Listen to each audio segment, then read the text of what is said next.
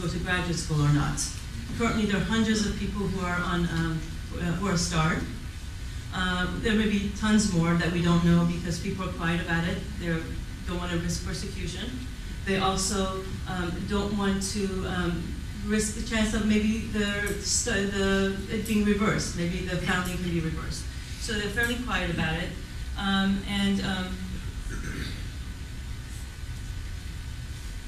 And in March 2009, after a lot of protests, the government agreed to stop using the star system, but they have continued onwards. So basically what happens, sorry about that, what happens is Ministry of Environment, I'm so used to being environmentalist, I say Ministry of Environment naturally. So Ministry of Information and Ministry of Research, Technology, and Science they work together to have a file on all the students. And these files have a number of stars in them depending on what the level of activity of each student. And based on that, their future is determined. So 1 star means you're reprimanded, you have to sign a letter, and you can continue your work, but they're watching you. 2 stars means you may or may not be able to continue. Your file is considered incomplete. And if you're continued, they're really closely watching you, and you can quickly be asked to leave the schools. Now, most public schools in Iran don't cost anything. However, if you're expelled for schools for such reasons, you're forced to pay back the tuition. And 3 stars means that you're not allowed to go to graduate school in Iran ever, period. Yeah. How many of you are in grad school here? Yeah. So it would be similar not to having to stop, or anywhere, not changing that confused. So it would be as if being told that because you went to this meeting here, or 2 of these, you would have to stop your work and move on. I'm going to skip this slide. Dr. Sabatan's going to speak on that.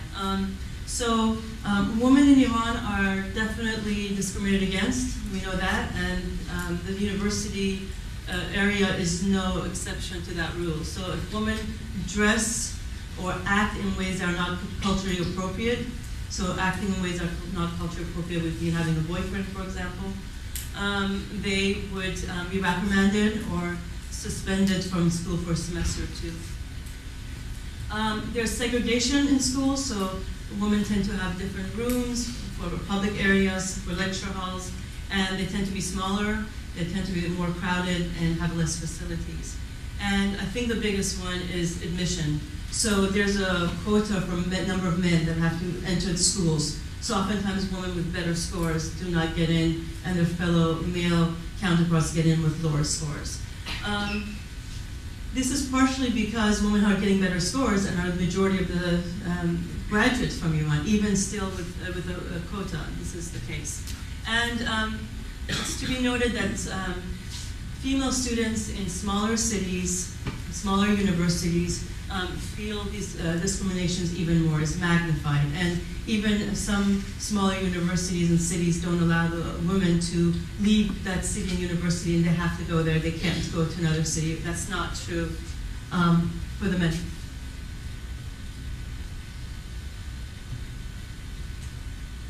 So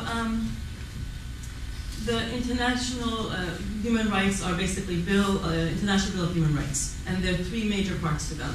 One is Universal Declaration of Human Rights. One is 2 treaties with really long names: International Covenant for Civil and Political Rights, and International Covenant for Economic, Social, and Cultural Rights.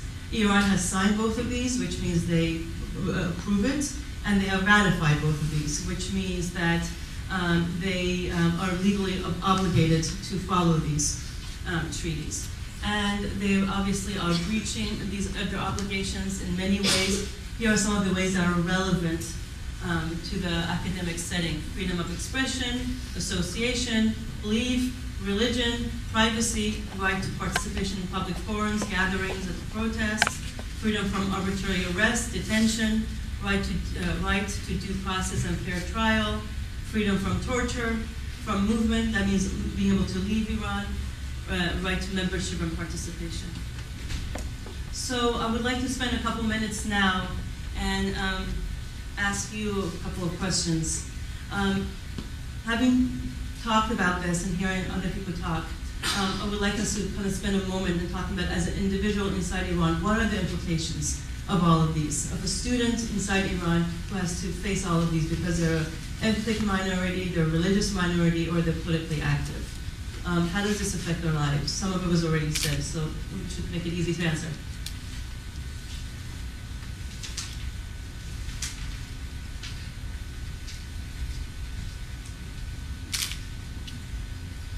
Anyone? Mona? Well, Iran is certainly losing its best and brightest to the West, so they're doing themselves a disservice. So the brain drain, for sure. Brain drain.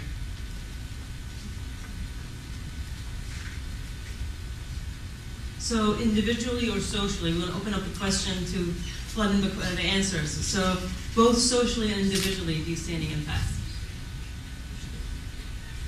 So I'll do some of the individual ones. So the cost of speaking is much higher, speaking out, financial strain. There's a phrase called white torture or soft torture.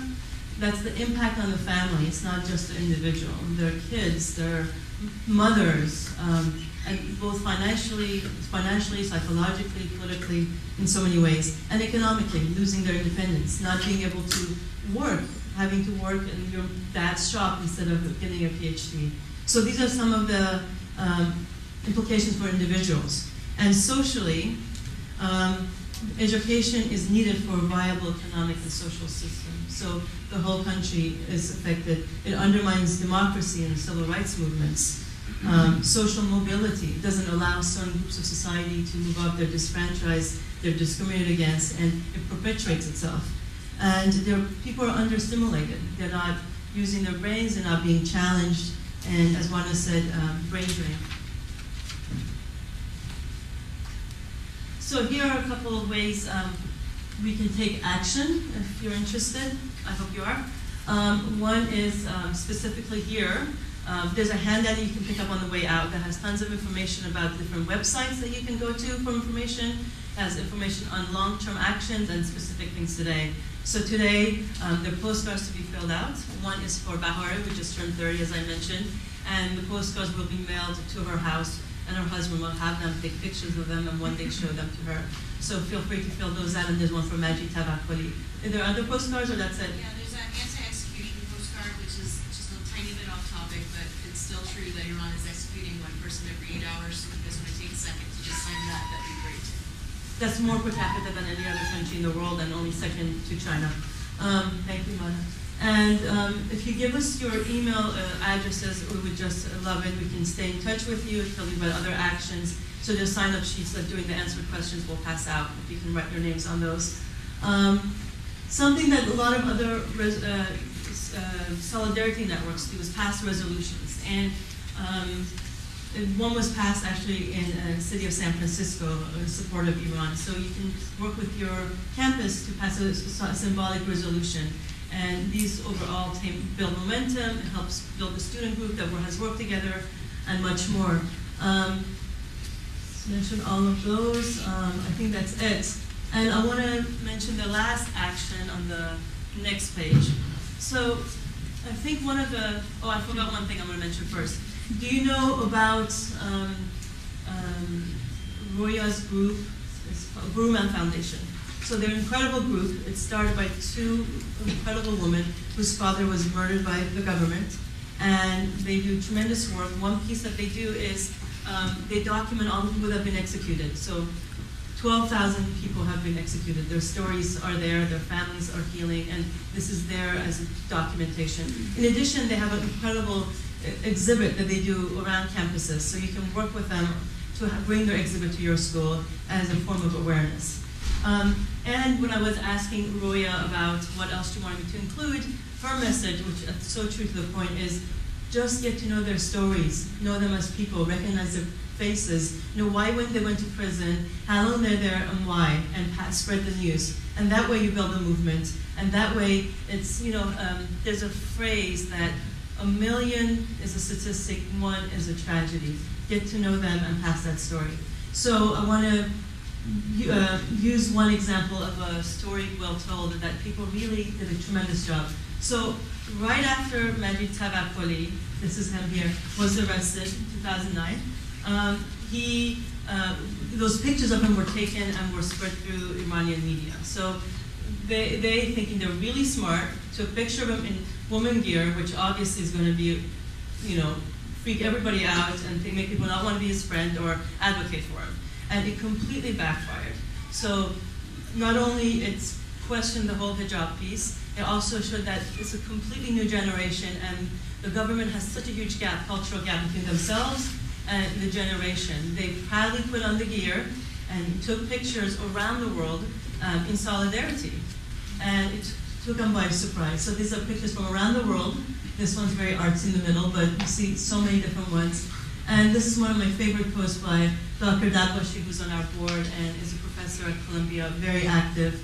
And it said, proud to wear my late mother's Rusari, the very Rusari that was forced on my wife in Iran, the very Rusari for which my sisters are humiliated if they choose to wear it in Europe, and the very Rusari that the backward venality that now rules Iran thinks will humiliate Majid Tawakkoli if he puts it on him.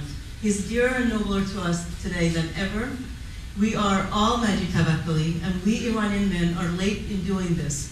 If we did this when Rusari was forced on those among our sisters who do not wish to wear it 30 years ago, we would perhaps not been here today. If this is the limit of the Islamic Republic's imagination, as Shahin Najafi says, begardin ta begard. And that's it.